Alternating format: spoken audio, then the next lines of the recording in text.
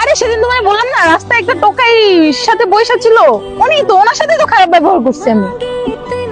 মানে তুই তার সাথে খারাপ ব্যবহার করছো? হ্যাঁ, আমি তো তার সাথেই খারাপ ব্যবহার করছি। আরে রোহান, কি অবস্থা তোমার? এই তো ভালো। আসলে সেদিন আমার বোন তোমার নাচিন না রাস্তার ভিতরে অনেক খারাপ ব্যবহার করছে। আমার বোনের পক্ষ থেকে আমি তোমার কাছে মাপ চাইতেছি, তুমি কিছু মনে করো না। আরে না, মাফ চাওয়ার তো কোনো কিছু নাই। আমি তো তোর মন মানসিকতা দেখে তোর বোনকে বিয়ে করতে চাইছিলাম। পারলে তুই আমাকে এখন মাফ করে দিস।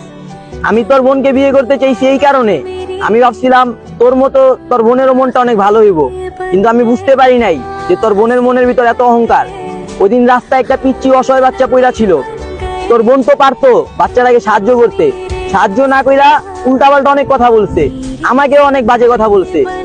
এখন বন্ধু তুই আমাকে বল, তোর বোনকে আমি কিভাবে বিয়ে করব? যার মনে মানুষদের